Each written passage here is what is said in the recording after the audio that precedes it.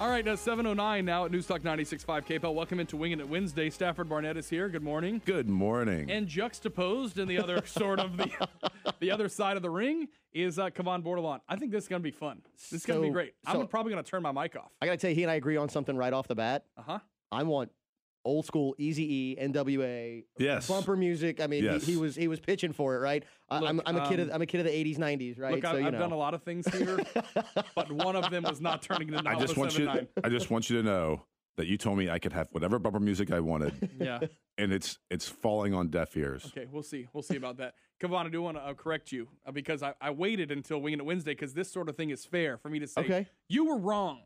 Okay. Someone said, "Dear Kevon, your quote is wrong." Okay. Someone 200 years before your roommate said that quote you said. Okay. The following hyperbolic proverb encouraging skepticism has been credited to the master of mystery and macabre, Edgar Allan Poe. Really? Believe half of what you see and nothing of what you hear.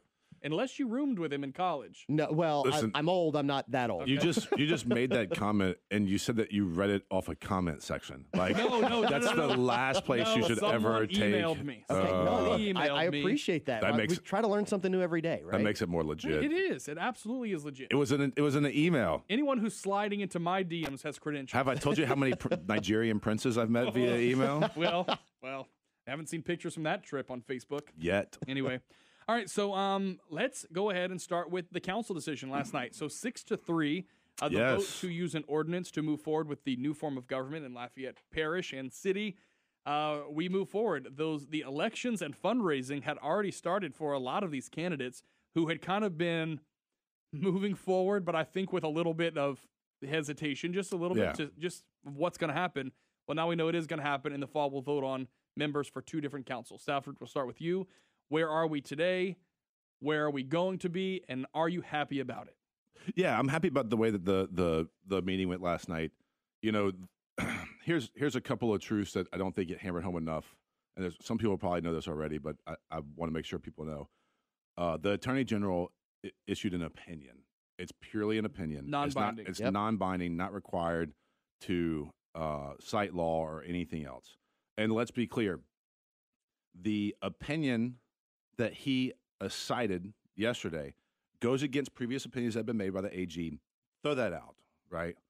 His opinion was correct to the situation, right? His opinion was that an ordinance cannot fix the charter, which is not what has been said in the past by other AGs, but in this case, that's what he's talking about. The vote last night was not an amendment to the charter. It was an ordinance fixing an ordinance. So what he tried to say was he built a straw man argument, and he said, this is what's going on. You should vote against it because of this, and he tried to invalidate the will of the people via an election from his opinion. And it's important to understand why, in my perspective, I think he's doing it. It's no secret that he wants to run for governor, right? What does this new council do? When it goes into effect, it makes it significantly harder for the sale of LUS to take place. Once that happens, think about it. If you can you look at it either way? It could either be harder or easier because now you just have 3 members of the city council. I don't agree with that because it's got to go out to a vote now. Okay. Right.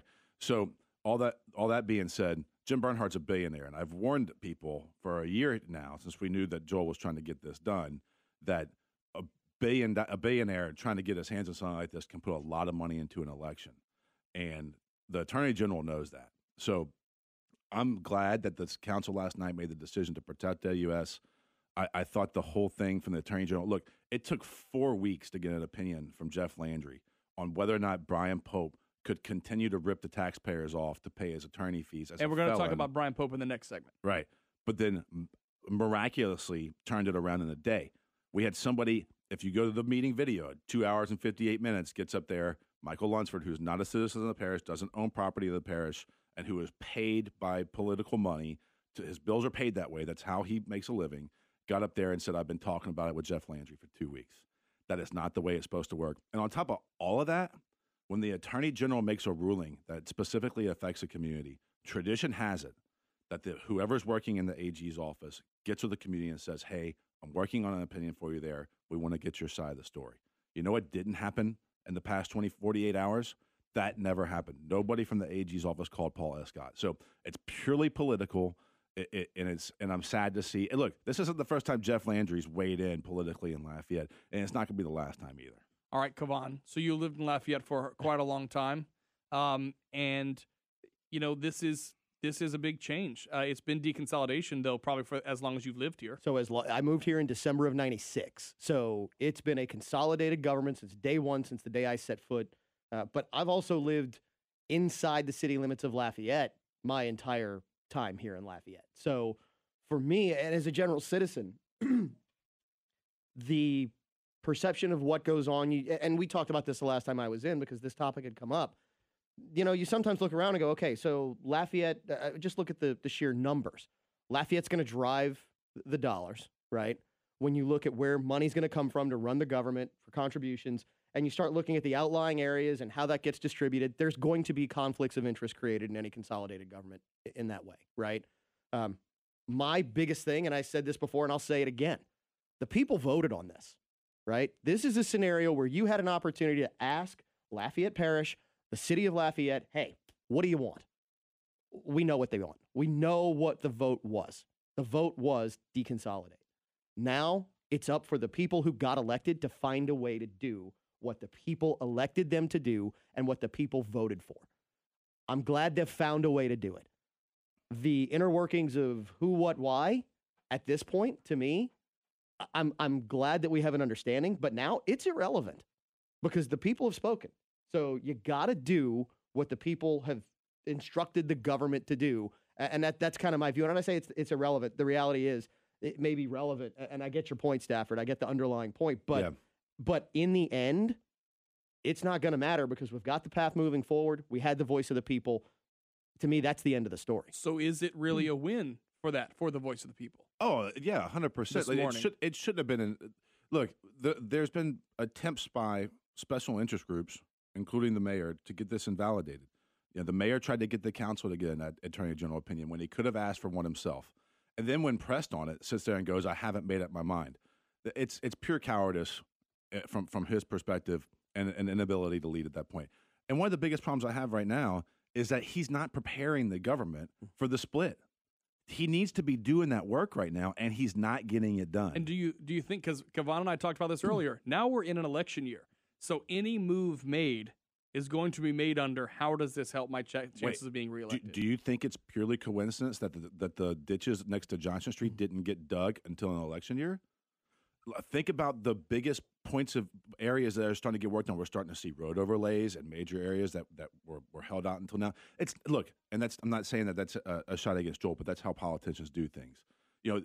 Joel's been more on the radio and TV and accessible than he's been the past 3 years combined now that it's an election year, because he knows that he can't continue to operate government way. Look, I've said before, I said again, I don't think he's a bad guy. I think he's a bad communicator.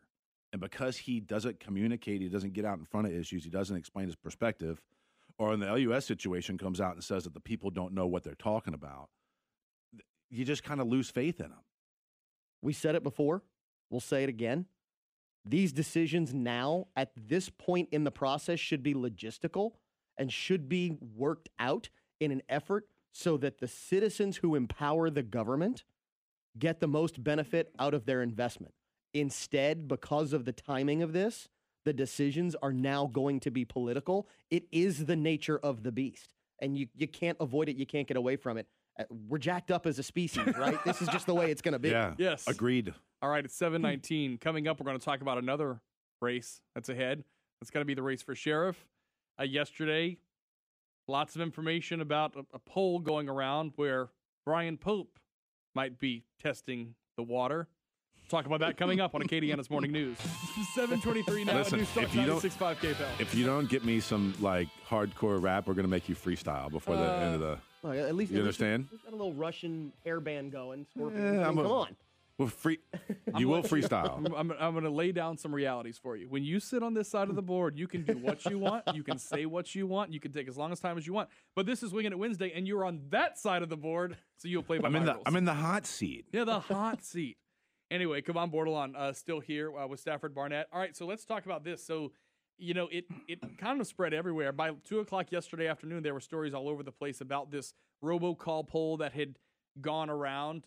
The original person who wrote about it online said he remembered they said something about a campaign and Brian Pope without using the word sheriff. But then all the questions were sort of like favorability for him versus Mark Garber and everything else. Come on, we'll start with you on this topic.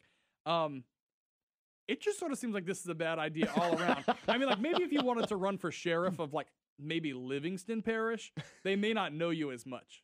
So, but you've been written about every week here. You know, tongue in cheek, I've got to give kind of a little credit. I mean, talk about not being able to quit. I mean, let's face it.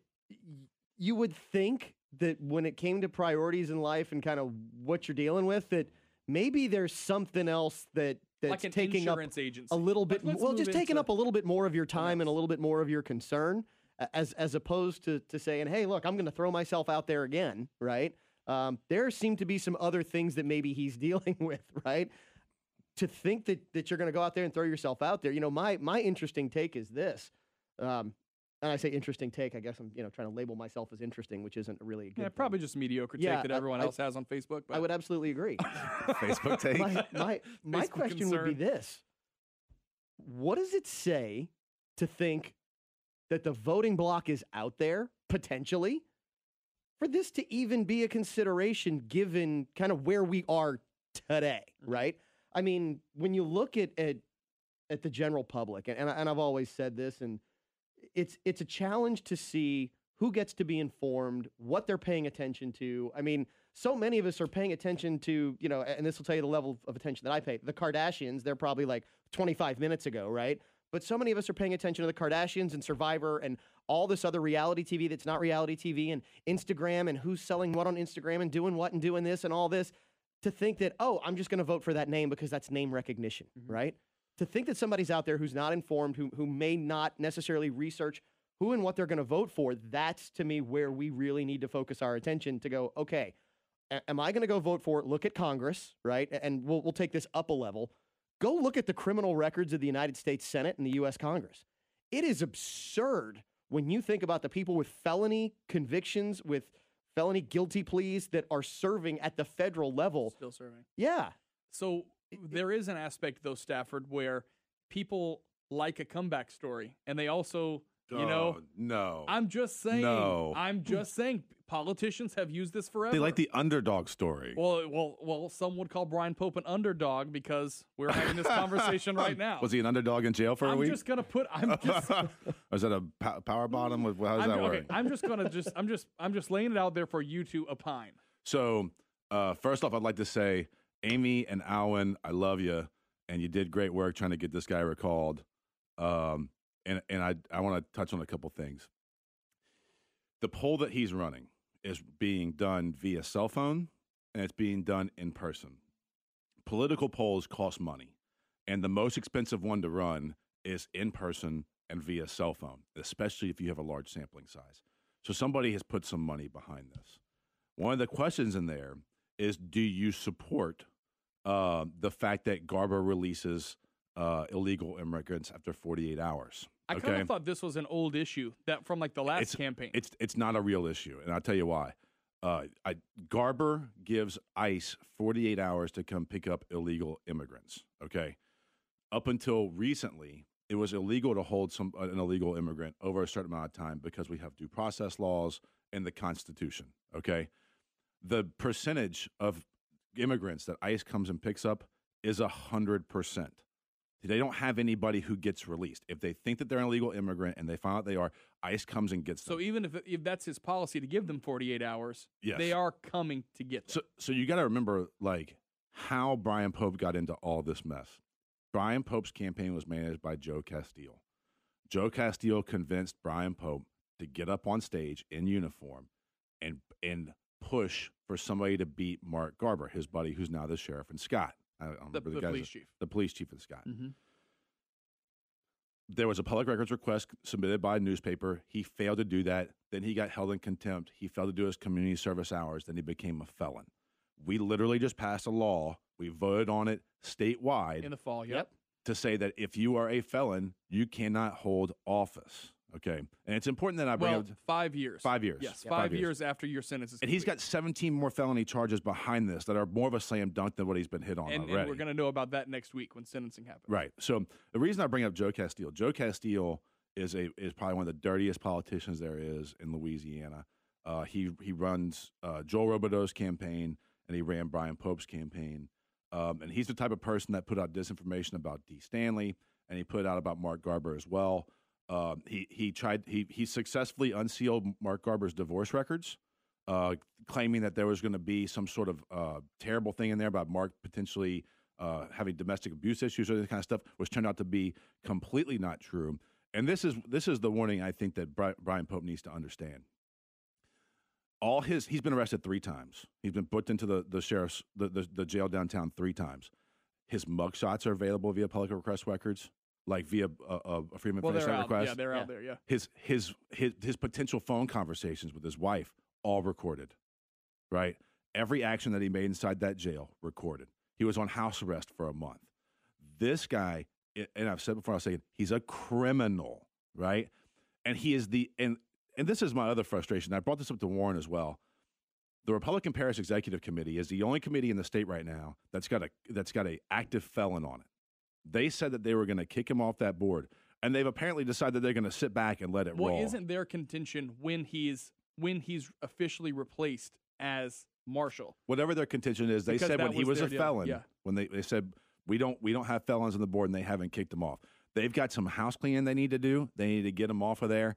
And look, if Brian Pope is dumb enough to go sucker some people into giving him some money to run for this campaign, I feel bad for those people because I'll tell you right now, Mark Garber has not only done a good job for this community, he's kept his head down, and he's been more efficient. He's upgraded the facilities. Well, we do have to acknowledge that there have been concerns about his spending, and we know that the tax failed. The tax failed, and the budget's open. If you want to go look at it, you're more than welcome to go look at it. And yes, people have made some concerns about that because they were trying to shoot down a tax.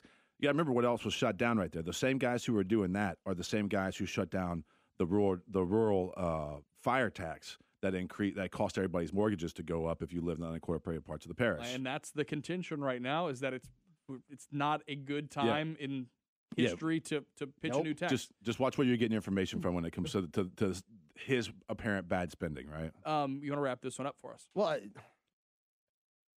I love the fact that in Louisiana we did get ahead of an issue for once, right? We've effectively settled the majority of this discussion with our vote in the fall. 5 years, if you're a felon, you can't hold public office. It's about time in Louisiana that we said, you know what? That's usually not our style. No, it's not. I mean, usually we are 50th, 51st. I mean, we rank, first in happiness, but we're like also 51st in life expectancy. Yeah, and incarcerations. Yeah, I mean, Not anymore. We're up. No, John Bell Edwards legislation doing prison reform took us off number 50, which, by the way, 50 put us highest incarceration rate in the known universe. Okay, universe, all right. And now Oklahoma's number 1. Okay, well, congrats to you, Oklahoma. Well, hey, look. Congrats to us, pat on the back. Yes. Yeah, yes. I've always wanted to vacation to downtown Tulsa so I can be on 48 hours or another or the first 48 or Wingin Wednesday is brought to you by LABI. These are recorded. You realize that, right? We'll hear from Stephen Wagasback coming up on the show, and then when we come back, the other big story, I guess the national story, the Mueller report is summarized. That part is out. We are apparently going to be receiving some form of the full report with redaction in the coming weeks. We'll talk to Kevon Bordelon, staff from Barnett, in for Wingin' It Wednesday today. All right, it is 7:42 now at News Talk 96.5 KPEL. So earlier in our discussion, we were talking about last night's council meeting. I admittedly did not watch the whole thing. I read a lot of the reporting today. And Stafford, you misspoke. Yeah, I used the wrong name. I said that Mike Lunsford spoke at 2 hours and 58 minutes, and it was Jim Crumling. So my mistake on that. My apologies to Lunsford. He actually wasn't even at the meeting. So Jim Crumley, that's the one who said he had been talking to the Attorney General. Correct. Coordinating with the Attorney General to get the fastest opinion in Attorney General history. Well, and to me, it doesn't seem like this is the first time. Even if the request was made on Monday, okay, and it came out on Tuesday, it doesn't seem to me like Monday would have been the first time the Attorney General would have started thinking about this. I mean, this has been discussed, and we know the Attorney General lives in the area. I mean, my understanding with Attorney General's opinions is that they're not supposed to be self-started, right? So that they're to begin when requested. But you're right. But you're human. So if you're watching it on TV, well, he's so right? so. I mean, but why does leave out the Bernhard deal, right? The other reason that people are opposing the deconsolidation that need to happen is because we're creating 2 minority districts in the city and in the parish, which is seen as a move to take away powers from Republicans and give it more to Democrats, right? So it's bad politically for the Republican agenda. Mm-hmm. That being said, when we saw what happened, again, I'll point out what happened with Pope. We had 4 weeks to get an opinion on Pope taking money from the citizens of Lafayette to pay for his attorney, and he can get this out one day, and then 3 hours before a meeting as well. Didn't call anybody on the council and say, hey, maybe we should have a discussion about this, or even call the council attorney. So again, apologies to Michael Lunsford. Apologies to Lunsford. You were not at the meeting last night. Correct. Jim Crumley. Crumling, yes. Is who got up and spoke. Okay, so the other big issue that, of course, is making news, we are awaiting as close to a full report from the Mueller investigation as we're probably going to get.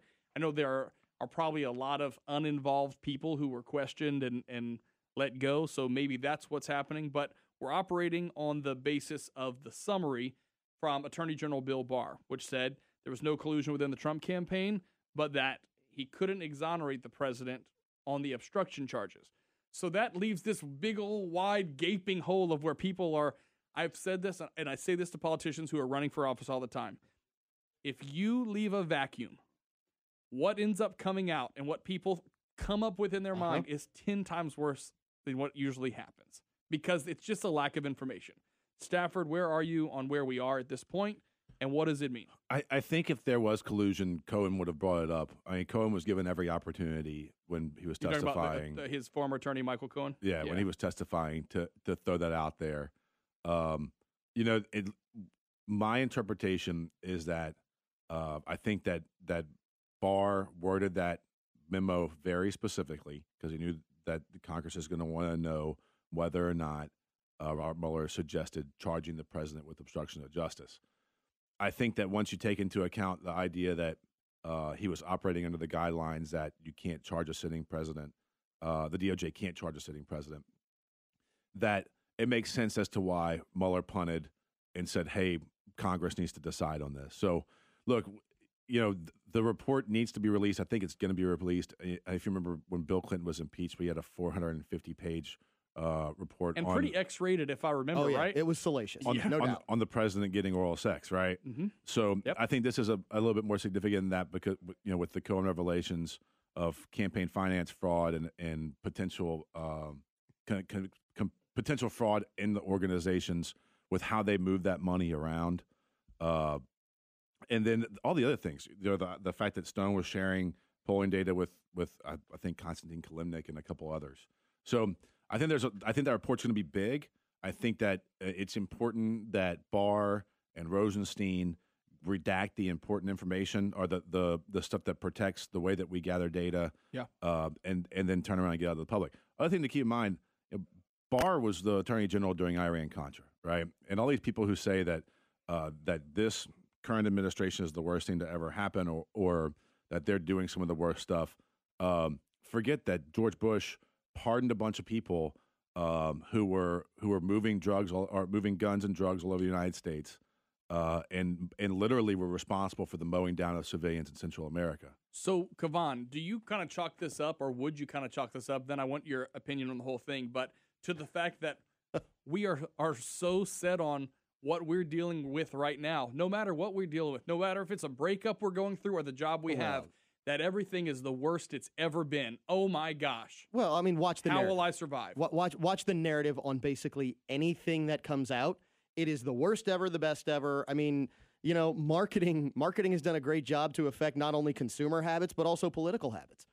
The reality is marketing, and I've dealt in marketing a lot. Marketing does a lot of good to inform people, but marketing also does a lot of good to convince people of things that might be of their own suggestion, right? So when you take a look at, this is the worst ever scandal that we've ever had, really, is it? I mean, take a look at this report, for example. I'm with you on. I think we need to see the whole report, and I think we should see as much of the report as possible. I find it amazing that we have as many people today out there screaming and crying and upset that our president, by the report, is not a criminal, right? Because in this country, we live under the presumption of innocence. So, if I can't find something to prosecute you for, you are innocent by definition. Have you not seen, especially since this came out on Sunday, I guess once we kind of got this summary, I feel like I've seen more and more TV commentators say, we should be happy that it was nothing. You're exactly right. I mean, and to me that shows, because you're always going to have politicians who are going to use it for a political gain, no matter what the outcome is going to be. But you know what? I think it's a breath of fresh air to see more level-headedness. I'll be honest, than I really expected. I really expected it was going to be different from these not news anchors, but the analysts that are on panels. I heard Anderson Cooper come out and make some comments that really, I mean, when he came out and said, look, when you take a look at what this report says and where it is, and that what we as journalists have been pushing for 2 years, story after story after story, source after source after source. And I mean, literally, it was almost screamed of, we got him now. We got him now. I mean, every source had all these stories that were coming out. And I mean, there's too many to mention. But when he came out and said, we really have to do some self-examination and take a look at how we report what we report. Jeff Zucker came out a day ago and said, we at CNN do not investigate. We report the facts as we know them. As a former news journalist, I find that highly offending, because that basically says that if someone comes to me and says, Kavan, your wife's a Martian, and I've got a source that says it, well, I can go report that because that's the fact as I know it. No, we've got to look past. But think about it with attribution. We see it every day. And Stafford, you can probably speak to this a little bit too. We see it every day when tweets are reported. And a lot of times it's people who don't have necessarily the credibility to. So I've had this conversation a lot over the past couple of days, and we have a 24-hour news cycle now. Back when we had Edward R. Murrow, there were 3 news agencies, and they had an hour or an hour or 2 a day. And you had 23 hours to get the story right. Right. And rewrites. We're not using the word "stop the presses" anymore, right? You say that to a 13-year-old, they have no idea what you're talking about. Yeah. So unless they went to Family Adventure Day and saw the presses at the Daily Advertiser. Well, and look, we have access to media 24/7, and I've said before, I'll say it again. Far too often we judge. This is a George Bush quote. Far too often we judge our own by our best and our enemies by their worst. And what I think that you realize is what's making the news is the fringe, right? These are the extremes of all sides. Somebody came to me the other day and said they were complaining about Ocasio-Cortez. And I said, she's one of 420 people there. And the Green New Deal didn't get a single vote. Right? So it's almost like, why make a big deal out of it until it's politics, right? And let's understand that what's going to make the difference in the potential impeachment or not of Donald Trump. It's political. If you look at what happened with Bill Clinton, the history of that, they realized that the only way that he was going to survive it as a presidency is if he did it politically. It's why he did the interview in the Oval Office and did it live on TV and recorded the whole thing, because he realized he had to win it politically, and then turned around the next morning and went in front of the prayer breakfast and said, I've sinned, and then found a pastor who had sinned as well and said, I'm going to meet with him once a week, right? It's a purely political. So I think what you're going to see is over the next until the next election, no matter what happens, you're going to see the House Democrats continue to try to provide an oversight role. They're going to keep digging. They're going to see if there are crimes there, and if there are, is it reason for removal from office? That being said, I don't think that that's the right way to get them out. The right way to get them out is beat them in an election. Kavan, I want to ask you about this too, just real quick. We only have about 2 minutes left, and then I'll let you get to it. But do you think taking a break? I see more and more people who, when it's the weekend or when they go on vacation, they're like, not getting on it. Like, I'm not getting on social media for that. Do we go back to a situation where we do start to use social media again on a personal side for sharing pictures of your kids and everything like that?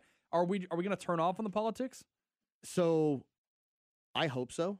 And it's funny because the question actually ties in with exactly the thought that I just had, which was, one of the core lessons, one of the core axioms of journalism that I took with me when I went to Channel 10 was always understand your source and never, ever take what someone else reports as fact and then report it as your own, right? Because that's what we have with Twitter. It's what we have with Facebook. It's what we have with any social platform. We basically do a retweet. That's it.